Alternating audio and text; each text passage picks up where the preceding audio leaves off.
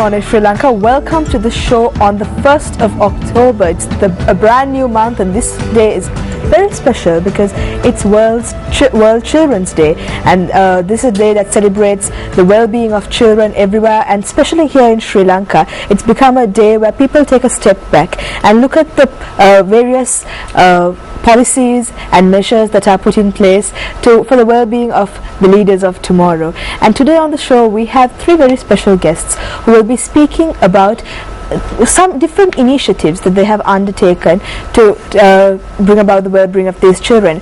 And we have on the show a very lovely lady here this morning, Miss Carol Tozer, and she has been spearheading so many different campaigns here in Sri Lanka for many years, but during the last few years she has been especially focusing on this area of child abuse, and she's here on the show as well. So good morning, Carol, welcome to the show. Good morning, Amai. Thank you for having me. It's a definite pleasure to have you here on the show. And we also have with us Rizma Nawaz, who is here as a representative of the Girl Guides Association of Sri Lanka. Morning, Rizma. Good morning. And as well as Birendra Sivardhana. Now he is here as a young ambassador for a special cause, and that's the cause that he has decided to undertake. So we'll be speaking to him some more as well. Good morning, Birendra. Good morning. All right. So going into now, since it is World Children's Day, you have come here to speak about a very special campaign that you have started up, Carol, and tell us about the aim of this and the headline. Right. I actually came here to say, to Good Morning Sri Lanka, to say wake up Sri Lanka, as my young friend reminded me. It is because we are a group of citizens called Citizens for a Secure Sri Lanka, and we got together to address various issues and causes that affect all of us on a daily basis. And last year on World Children's Day, we had a walk against child abuse. We were supported by 25 in the 25 various districts across Sri Lanka by our partners. They may be NGOs or other people, like-minded people, who supported us, and we did a walk right across the country. And this year on World Children's Day, we have decided to introduce a program called No, Run, Tell. And you can see the banner right behind us as well. But tell us about the concept behind No, Run, Tell. I don't know whether it's mere coincidence or whether we are having more reportings of child abuse, but I think child abuse is going to epidemic proportions in various shapes and forms. Okay. And so we want to bring in a program that helps children protect themselves too. And this is to talk to parents and tell them to teach their children how they best can take care of themselves without scaring them, of course. So what's the concept now? No, Run, Tell. These three words have very special significance in your Actually, this No, Run, Tell, actually was No, Go, Tell was developed by an Indian psychiatrist. Okay. And it's now used in 25 different countries as a model. Because we teach our children, for instance, if you ask your children or you teach your children to avoid certain things. For instance, if we say, when you cross the road, you turn left, right, left, or, you look left, right, left. Yes. Don't play with fire. And this is another concept we can add in to those measures that we teach our children. And it is based on a premise of good touch, bad touch. Okay. In other words, we teach our children what is good touch and what is bad touch. For instance, a bad touch would be, there are three areas of our body that we have, that this psychiatrist has identified. That means those three areas are your own, and it's not to be shared with anybody without your permission. So those three areas would be your chest, your rear, and between your legs. And we teach children, like we teach them not to play with fire. We say these three areas are yours, and it would be considered bad touch if somebody touched you in those areas without your permission or asked you to touch them in those areas. And good touch would be if you were to go to the doctor, or if you were to, your mom or dad would give you a bath. And then, you don't want the child saying, hey, these are my areas. So you teach them that would be good touch. For instance, when you go to the doctor, your mother or father would be with you. And, then the doctor can examine you for medical reasons. So if you teach children what is good touch and what is bad touch, Then you go to no, run, tell, which is you say if anybody touches you or asks you to touch them in those areas, you say no, and then you run away from there, and then you tell somebody. Okay. So you can teach this to any child over 3 years of age, because it's very simplistic. It's not scary, but it's like, telling children to take precaution.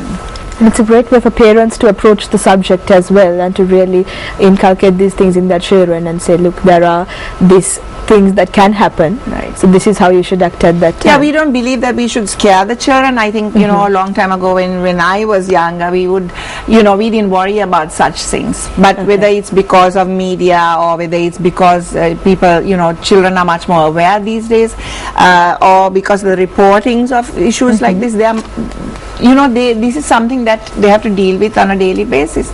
This also applies to, for instance, bullying in schools or in a playground, where the children, can always say no, and then they run away from that situation, and they tell an adult. There are lots of myths and facts. We think abusers and bullies come with a mean-looking face to a child, but no, they can be this friendly face. Quite often somebody they know. And so that's just a myth to think that, abusers have a certain look about them. Of course. You can't judge the book by its cover, can you? No, you can't. I mean, and they win a child over by their kindness, and before they know it, they could be in a precarious situation. So the group that's really behind this particular campaign is the Citizens for Secure Sri Lanka, right? And which you are part of as well. Right. So tell us about the objective of this particular group. Citizens for Secure Sri Lanka always look for issues that we need awareness, and certain segment of the population that needs protection. Then we step in. We all do this voluntarily. We don't handle any monies. We really depend on corporates and other people to support us. And also we have very strong district partners in the 25 districts in Sri Lanka who support us, because they believe that the causes we pick up are ones that they should talk about. And so we highlight issues like no, run, tell, or violence against women, or various different campaigns that we pick up and we work with. And I must say, we have a very dedicated, very passionate group of people who work with all of us work together on these issues. And in fact, last year you've organized this walk that you mentioned, which was held across the country in the 25 Correct. districts. So I think we have some pictures as well coming up for that particular event. And tell us about the success of that. Yeah, that was very successful. Actually, we were supported by the Girl Guides and also Sarvodaya, who did a fantastic job in supporting us, along with 24 other district partners who had this walk. I mean, through rain. In some areas it was raining, they walked through the rains, and we supported them with the material, so we all carried a common message. And so, as you can see, from Putlam to Ratnapura to Hambantota to Gaul to Mathura to Jaffna, we had kids walking out there, and a lot of the parents supported this initiative, a lot of the teachers, the clergy supported this initiative. So obviously everybody felt that it was a cause worth supporting. And the role of institutions like the school and the church or the mosque or the temple or any of these religious institutions are very important as well, isn't it, in a campaign of I this think nature? so. I mean, when it comes to schools, usually education department and ministries get involved. Here we did it on a holiday, where we approached we wrote a letter to the education ministry department, and also the police gave us a lot of support because we needed them to come out and support us.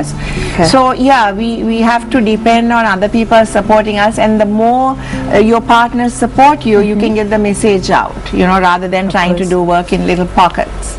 And let's speak about the statistics now. Do you find that when it comes to child abuse, what are the prevalent trends that you can see here in Sri Lanka? Well, one of the things that we say is that we always talk about child abuse or sexual abuse against children, and quite often a lot of us think about girl children. But actually here in Sri Lanka, statistics have shown that male children, the abuse on male children is far greater than female children. And I think because there are certain little factors that actually come into the equation. One is I think parents don't think it's abuse when it's perpetrated on a boy child as opposed to a girl child. So there is that misconception. Yeah, so I think if the more awareness we bring about with regard to these issues, maybe we can help parents help their children protect themselves. Of course, and there's this old saying that children should be seen but not heard. Yeah, now we say children should be seen, heard and believed, because we live in a different time, and quite often both parents go to work, so we have to learn to listen to our children, and sometimes parents come home tired, exhausted, and don't want to listen to what the kids have to say. I think we have to give them that time of day where we listen to what they have to say and actually believe and take action in most that they say. Of course, and you've brought along now Rizma and Virendra with you. Let's tell all our viewers why they are here, especially today. Well, I brought these two young, very unique people. Rizma is with the Girl Guides, and they have, as I said previously, supported our initiatives, and they have their own initiatives to do with protection of children. And Virendra, 15 years old, I'm fascinated, and I'm actually so happy because he, as a guy, wants to speak on behalf of men against violence of women, and so I think quite often we women talk about these issues, and being 15 years old, how responsible an act. And obviously his wonderful parents have supported him, to come to this level. So yeah, it's not a popular subject to talk about, and it's very brave of you, Virendra. So we'll be speaking to them as well just after the break. But I have to ask you, how important is it for people like Rizma and Virendra, who are in their teens, to come forward and speak about this issue as well, as opposed to people like, everyone is important, every voice is important, but especially when it comes to teenagers. The thing is, I remember back in 1987 when I started talking about violence against women, it was so unpopular to most people, and they would tell me, just keep quiet, don't be talking about these issues. But the more you talk about it, I think the more you accept that these things actually take place, there is greater chance of solving some of these issues.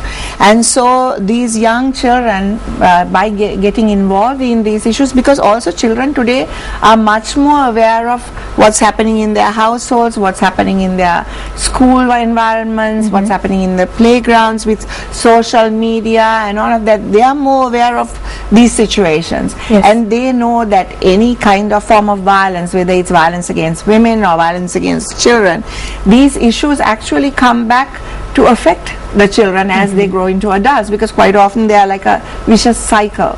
So if you grow up in an abusive household, you may want to kill your father when you're younger, but when you grow up, you might become the abuser unless you have decided to break this cycle. And so it's fantastic that these children are, more and more children are aware of social issues like this. And then what do you find is the most rewarding part of taking part in initiatives like this? Now you are doing this voluntarily, you're giving of your time very freely, but what are the rewards that you gain? Well, it's just to see, we sometimes think, it's so hopeless, we can't make a difference in this world, but we can if each one of us plays a role and does whatever little we can to make a difference. Every little drop makes a puddle, every puddle can make a little river, So I think to say, there's no hope, etc., is a whole apathy. I think as Sri Lankans, one of the strongest traits that we have, as I say, this is my opinion, is that we can cope with anything. When the tsunami happened, people didn't die of hunger and thirst, and we cope with anything. But as much as we are blessed with that trait, it's also a part of the curse that we have, that we cope with anything. So I think it's important to speak up, and the pluses are that the more word you get out, maybe there's more chance of another child being saved, or a girl child growing up to be more empowered so that they don't get into abusive situations. So that's the reward in it, to see that marked difference. Of course, and we'll be speaking to you as well as Risma and Virendra, and we'll be speaking about their initiatives. But right now we have to go for a very short break. Stay with us here on Good Morning Sri Lanka.